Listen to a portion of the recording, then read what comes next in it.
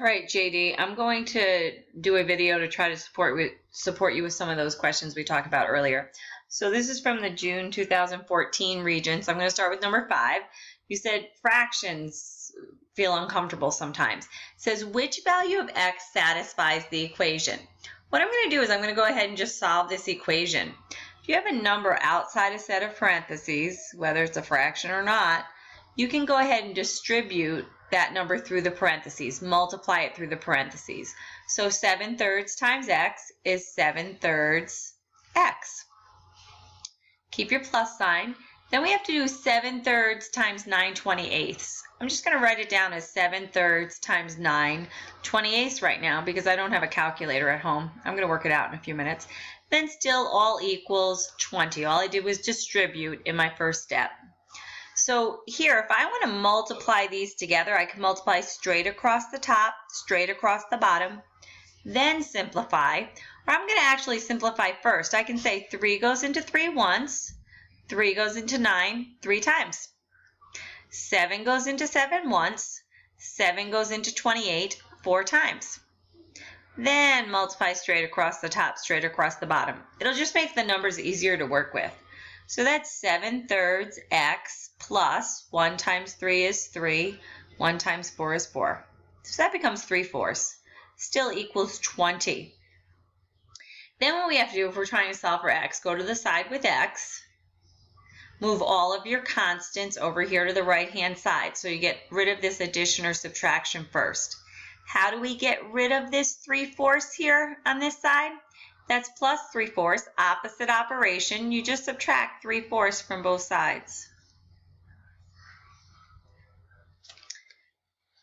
3/4 minus 3/4, bye-bye.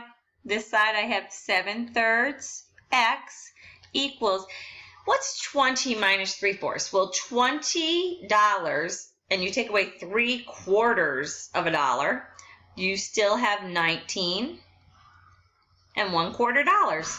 20, take away 3/4, 3/4, you have 19 and 1/4. Trying to solve for x, 7/3 times x. How do we undo that multiplication? We can undo that multiplication with division. Lots of ways to go about this problem, but this is how I'm going to handle it. Undo that multiplication with division. Divide both sides by 7/3. That'll get x by itself. So 7/3 divided by 7/3, fancy form of 1. Bye-bye. Got x left. On this side, you have 19 and 1/4 divided by 7/3. That fraction bar, you know, means divide. I have to rewrite this as an improper.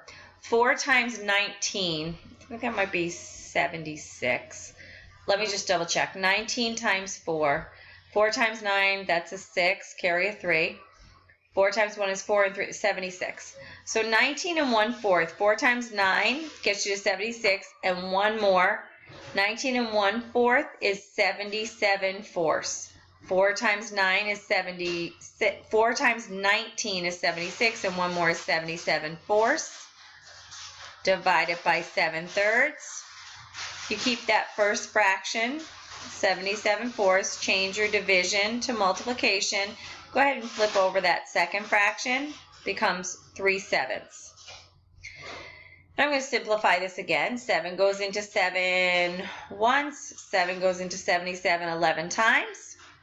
Then I'll multiply straight across the top, straight across the bottom.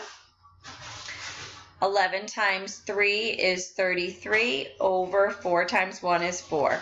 So if they asked it for it in fraction form, it would be 33/4 as an improper fraction. Go ahead and convert that to a mixed number. How many times does 4 go into 33? 4 goes into 33 8 times.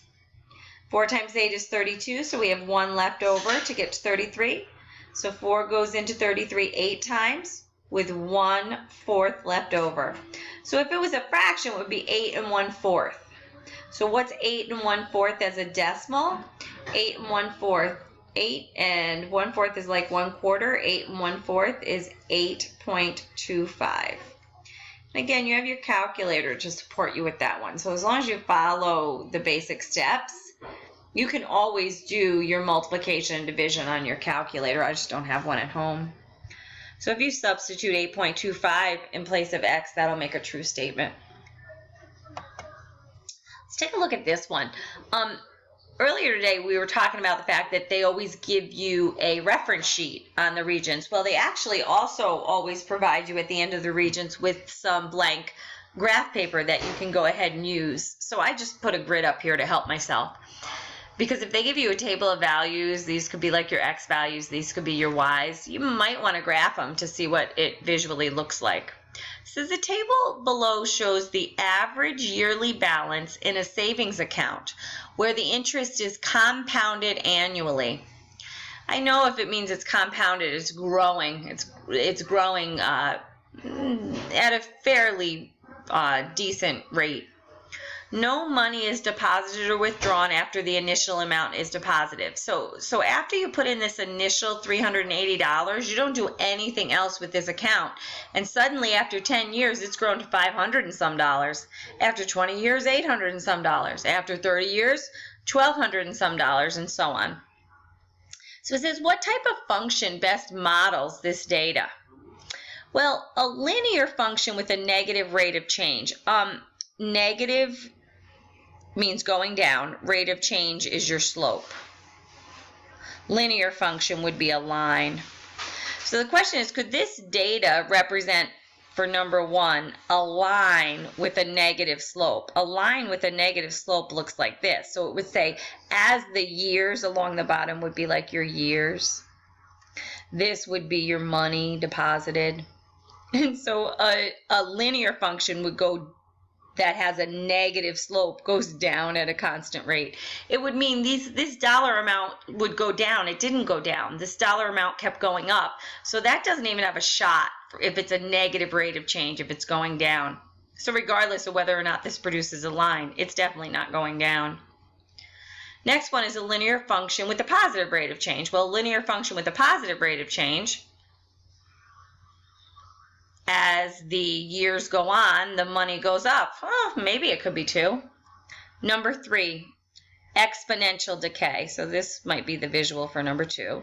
The visual for number 3, exponential decay, would be as the years go on, what happens to the cash? If something decayed exponentially, means the cash starts really high, and as the years go on, that cash swoops down to 0.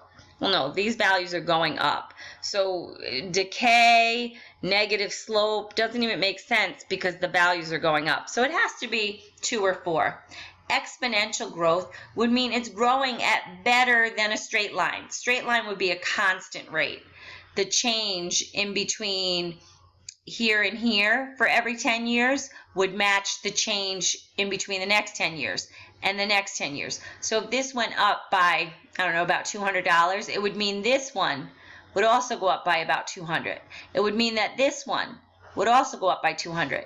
This one would also go up by $200. This one would also go up by $200. I can see that that's not happening. To be a linear function, it has to go up at the same rate. So to me, I can already see it's not growing at a constant rate. So I know it's not going to be 2. For exponential growth looks like as the years go on, the cash might at first start growing slowly, but eventually will take an up curve like that. So I'd say it's probably 4. You could actually graph it to check. Like that would be 0 years, 10, 20, and they provide you with graph paper at the end of every Regents. 30, 40, 50, and so on, the years along the bottom. Up the side, if that's 380, then 500, then 800, 1200, maybe I'm going to go up by about 500 every time. So I would do 500, 1,000, 1,500, 2,000. Again, I'm estimating 2,500, 3,000. All right. So at 0 years, it's 380. It's somewhere, I don't know, right around there. I'm just making junk up. After 10 years, it jumps to a little bit better than 500. After 20 years, it jumps to a little bit better than 800. After 30 years, it's now up to 1,200. I mean, it doesn't look like it's growing all that quick. After 40 years, it's now up to 1,800, getting close to 2,000.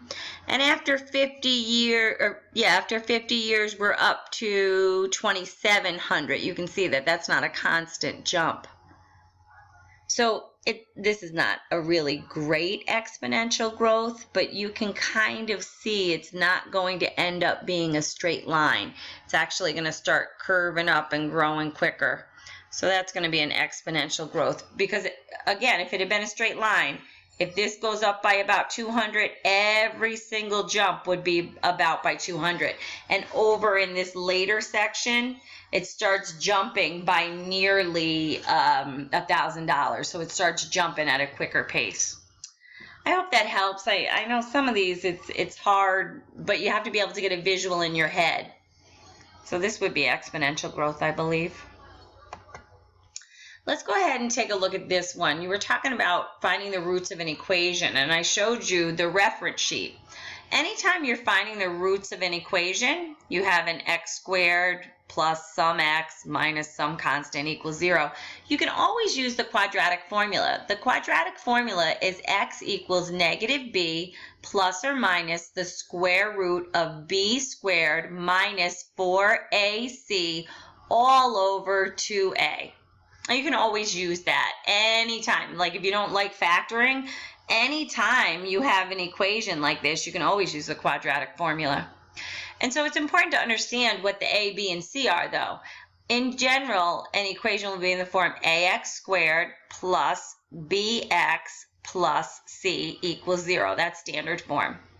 So to figure out what your a is, you just look, what's the coefficient of x squared? Oh, the coefficient of x squared is a 1. So I know in this case, my a is a 1. What is the b? The b is the coefficient of x. Oh, I know in this case, my b is 4. And what is the c? The c is that constant at the end. So I know my c in this case is a negative 16.